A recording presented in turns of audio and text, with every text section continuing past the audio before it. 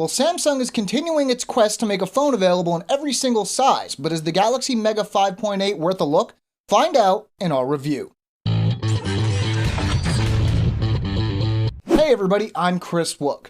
Now, size-wise, the Galaxy Mega 5.8 is sandwiched in between the Note 2 and the Mega 6.3, but its specs are decidedly lower. How much lower? Well, let's take a look. The Galaxy Mega 5.8 gets its name from its 5.8-inch QHD display. Inside, we're looking at a 1.4 GHz dual-core Broadcom CPU, 1.5 gigs of RAM, and 8 gigs of internal storage, expandable via microSD. The primary rear-facing camera is 8 megapixels and capable of 1080p video capture, while the front-facing camera is 1.9 megapixels. Providing the power, we're looking at a 2,600 mAh battery. The model we're reviewing is the Duos model, which has slots for 2 SIMs, but otherwise it's identical to the single SIM model.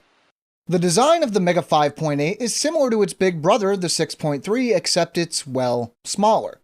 Not too small though, as it's still noticeably larger than the venerable Galaxy Note 2. Like pretty much any other modern Galaxy model, the general setup and button layout are the same. Power button on the right, volume rocker on the left, headphone jack on top, and USB port on the bottom. Even with the one-handed operation options, this is still a tricky device to use with one hand. Generally, you'll want to stick with two. While we weren't happy that the Mega 6.3 only had a 720p display, the QHD resolution of 960 by 540 on the 5.8 is even less promising, providing a pixel density of just 190 pixels per inch. Luckily, things do look fairly good for the most part. Pixelation and lack of sharpness are definitely apparent if you look closely, but most of the time you'll be holding the Mega 5.8 far away enough that it shouldn't matter. As this is a TFT display, colors are well represented without being overly saturated, though some buyers might be disappointed that this isn't one of Samsung's Super AMOLED displays. The screen is generally pretty bright, though its glossy surface does make it somewhat hard to see in bright sunlight.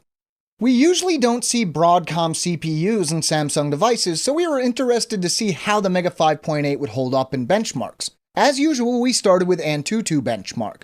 We run the test 10 times, and while sometimes scores are nearly identical every time, this time they varied quite a bit. We saw scores ranging from the high 7,000s to the low 10,000s. Our final average score was 9,419.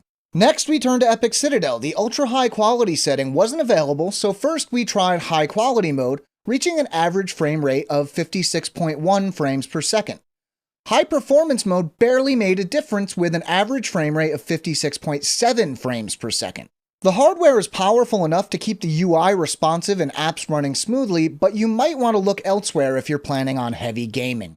The Galaxy Mega 5.8 runs Android 4.2.2 with the latest version of Samsung's TouchWiz UI.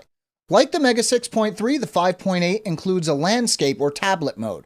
Though you probably won't want to use this for simple things like making a call, if you're using the device for entertainment, it's definitely handy.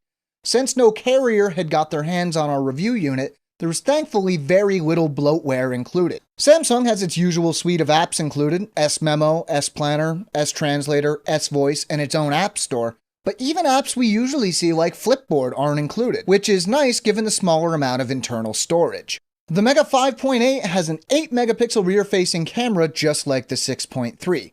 Like that phone, photos are pretty much what you would expect from a mid-range device. The camera UI includes quite a few shooting modes like Auto, Beauty Face, Best Photo, Continuous Shot, Best Face, Sound and Shot, Panorama, and Sports.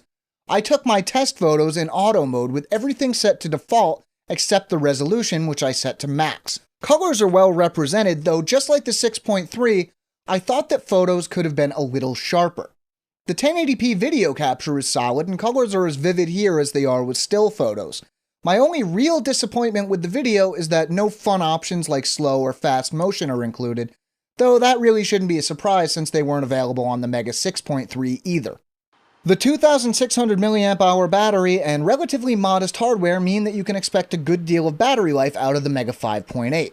After 16 hours of benchmarking, testing, and downloading a few apps, the battery still had 68% capacity, although the screen brightness was set fairly low, and no SIMs were installed. Even with fairly heavy use, the Mega 5.8 should hold up to a full day no matter how long we're talking. If you find yourself running out of juice, a power saving mode is available in settings. The Galaxy Mega 5.8 is one of those phones where it's kind of hard to figure out who it's for. Now, if you want a big phone with mid-range specs, the Galaxy Mega 6.3 is the better choice, and it can be found for about the same price, which is around $550 right now. Now, the Note 2 is similar in size and better in pretty much every way. If you need dual SIMs, however, the Galaxy Mega 5.8 isn't a bad choice.